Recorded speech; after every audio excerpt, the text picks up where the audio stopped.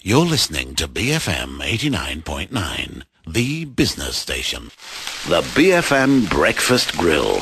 Top interviews you can't afford to miss. Presented by the CIMB Group. This morning we speak with Malaysian Penangite Judy Cheng, an Assistant Secretary General at the United Nations. She lives in New York and is the first Malaysian to be ranked by Forbes as among the top 10 most powerful women in the UN. She tells us what it's like to carry out peace-building efforts in war-torn countries. How does it feel to be listed by Forbes as among the top 10 most powerful women at the United Nations? Well, of course, I feel deeply honored. I don't know if you saw the list of the women, but these are truly, truly illustrious women who have served as prime ministers and presidents of their countries. You know, Michelle Bachelet from Chile and Helen Clark from New Zealand. So I kind of stand out in the sense that I'm completely on the opposite end of the spectrum from them. I'm not political. I entered the UN at the bottom, straight out of graduate school. I made my way up on my own. I didn't have any kind of political support. And slowly climbed my way up and made it up there. So, the different ways to get to where you want to go, but I'm happy I did it my way. So did this ranking come as a surprise to you?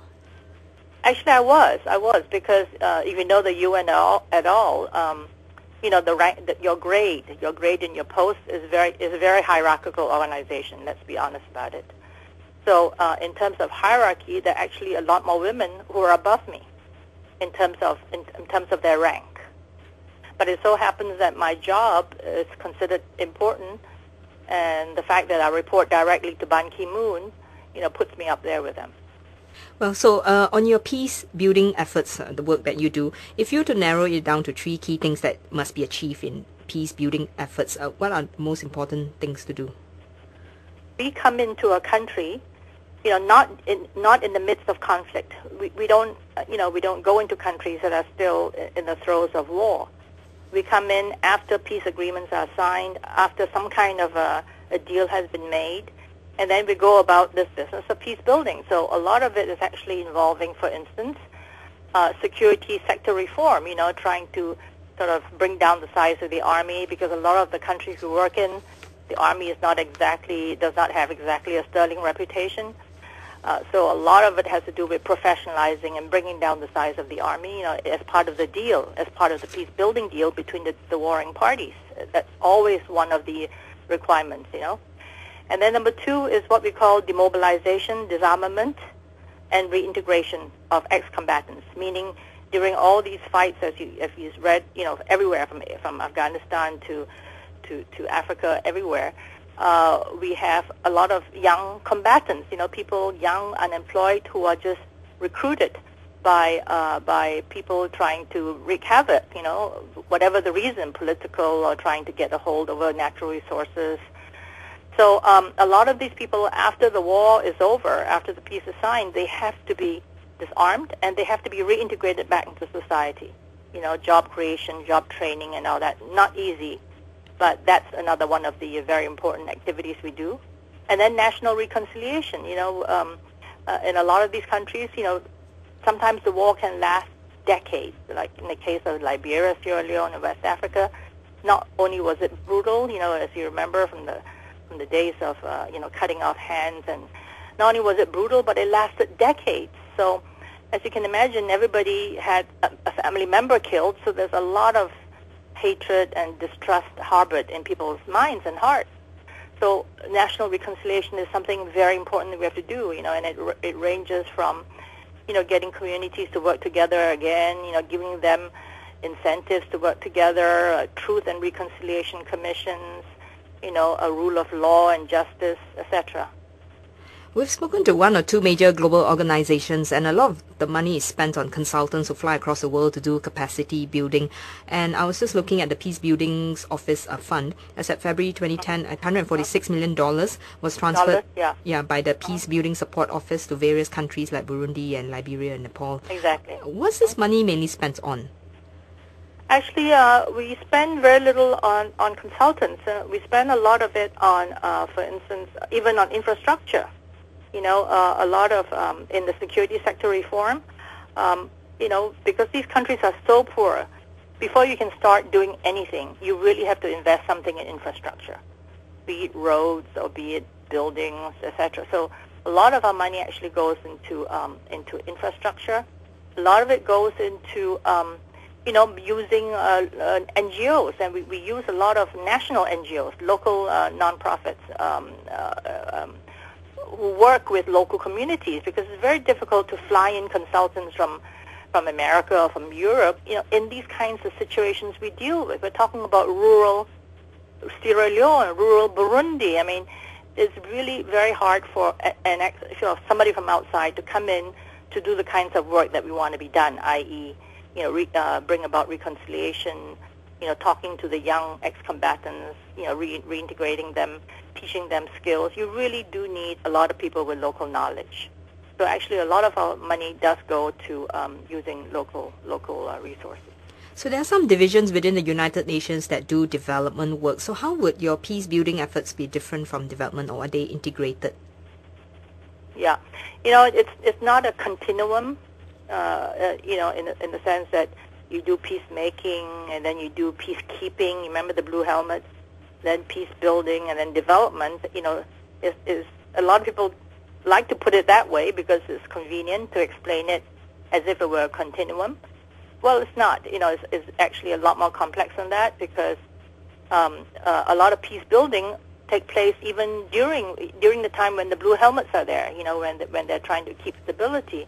And likewise, a lot of peace building work is actually very much is the beginning of development. Let's put it that way. It's early development. It's like getting the environment, getting the situation ready for development to take place. Keeping the security, bringing the parties together, sort of get rid of that hatred and distrust, and then work towards rule of law, work towards justice, work towards, human rights, work towards even bringing back basic services of government. So it is the very beginnings of development. So what has been some measurable outcome from the money that's been spent on this $146 million? We have spent more than that. We spend an average $100 million a year.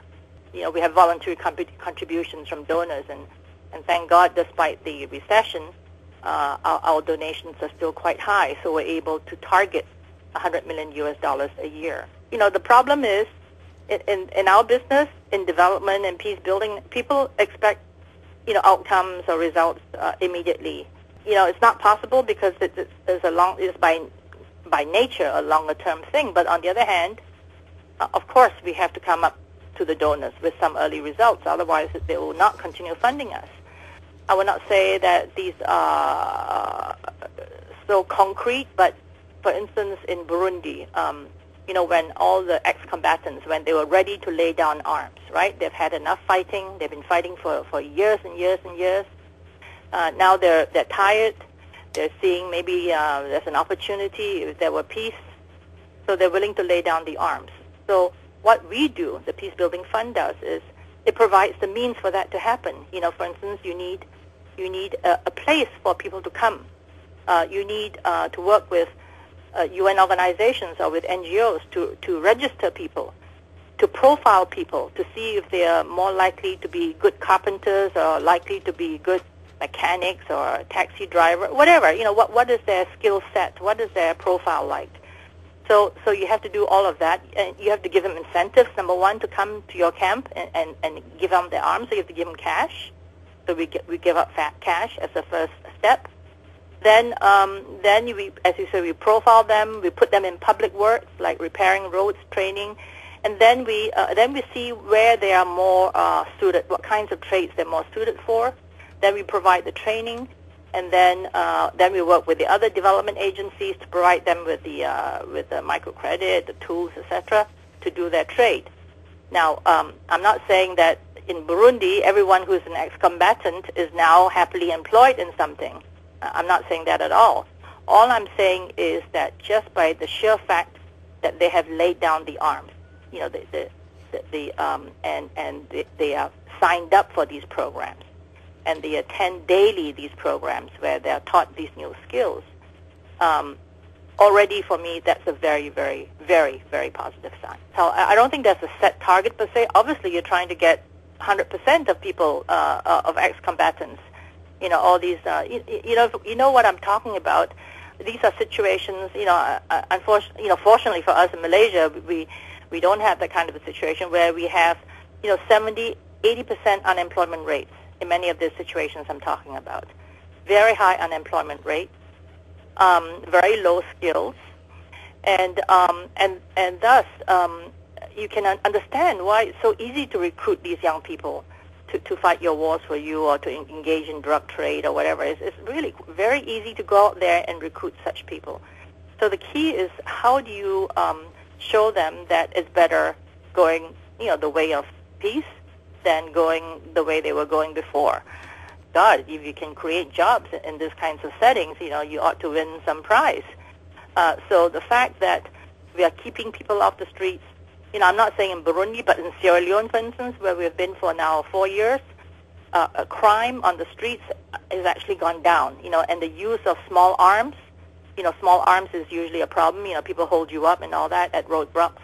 Now, that has come down a lot. I mean, so much so that even us, expatriates, can walk around with no guards.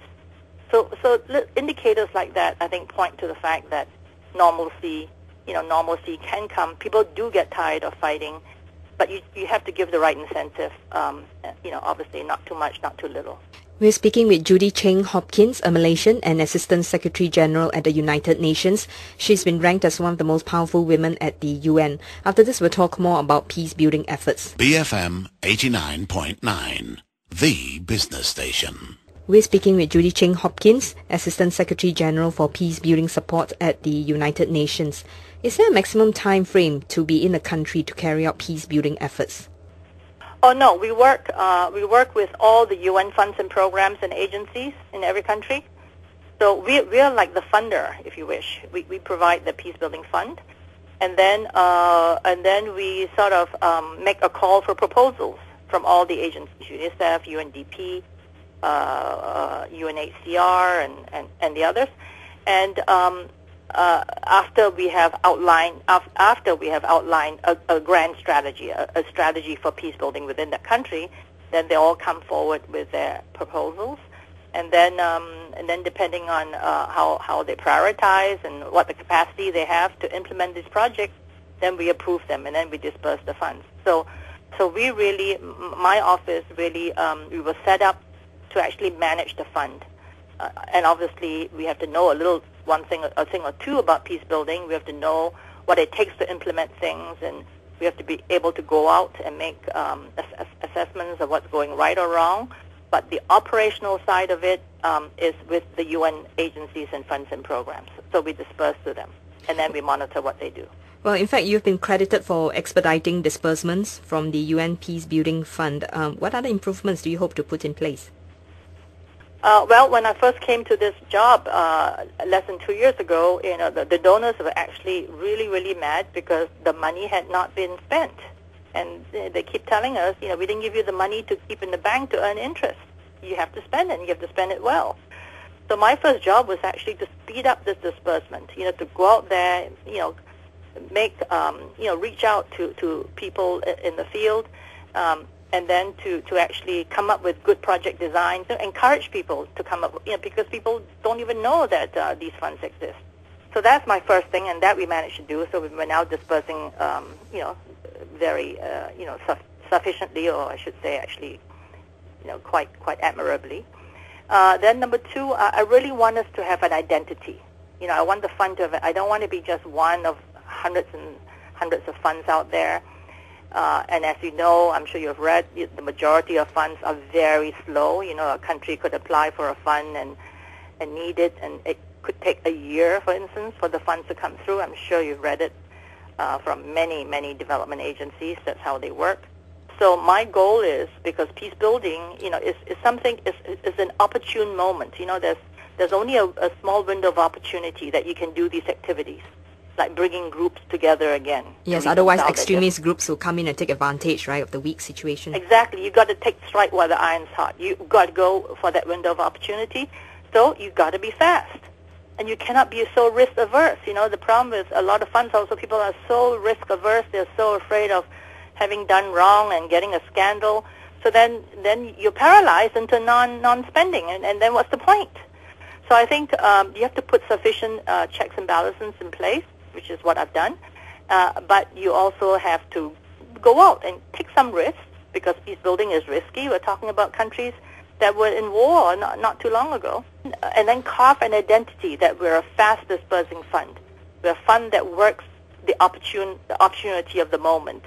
If it's about disarming people, we come up with a fund very quickly. And I think slowly we're starting to get that reputation of even having sometimes a turnaround time of weeks. Like we just approved something in 3 weeks because it was really urgently needed for security related to the elections of a certain West African country. And we provided the funds in 3 weeks. And I'm not saying it's thanks to us. There are many other factors, of course, but the elections went relatively calm, you know, very, very safely, and elections and the results were good. So, well, on a personal note, were you ever in a very dangerous situations while traveling to some of these war-torn countries? I am, but I'm going to admit that because of my level, I usually have security around me. Sometimes it's a bit embarrassing because then a lot of my colleagues that are not so senior may be less protected. So when people say, "Oh, you know, poor you going out to these war," like for instance in Somalia, I've been to Somalia, I've been to Iraq, I've been to many of these places, and they say, "Poor you," and I actually feel a little bit guilty because I'm completely protected to the point where sometimes it's a bit ridiculous. Unfortunately, I cannot paint the picture of myself as a heroine going to these very dangerous places, which unfortunately my colleagues, the people I work with, a lot of times are subject to, especially if you live out in these places in Afghanistan and Iraq, etc. Well, talking about Somalia, I noticed there are no funds dispersed to Somalia. Has the United Nations completely withdrawn from Somalia? No, actually, we're starting to come back in a very small way. There are actually parts of Somalia that are actually quite safe. In Puntland, well, Somaliland, as you know the whole story, they're trying to break away, but there it's very, very safe. Somaliland are very, I mean, I used to joke that I would go there for holiday, that's Somaliland. And then you have Puntland, which is north of Mogadishu. It's also relatively safe. It's basically around Mogadishu where it's dangerous. And also now increasingly in the coast with the pirates, you know, going across the straits.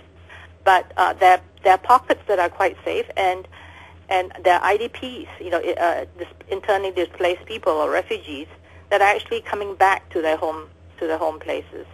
And so we're working with UNHCR to provide shelter for these people coming back, so that we can sort of slowly try to create some semblance of stability and normalcy. You know, I know it's a long shot, you know, but and we're not putting a lot there, but we're putting enough at the moment to see how we fare, and then whether we expand or not. Are there plans to come back to Malaysia and retire here? I just bought a condo in Tanjung Bunga. You know, I'm from Penang. And, you know, Penang people are special in the sense that so many of my friends have moved abroad to study, to work.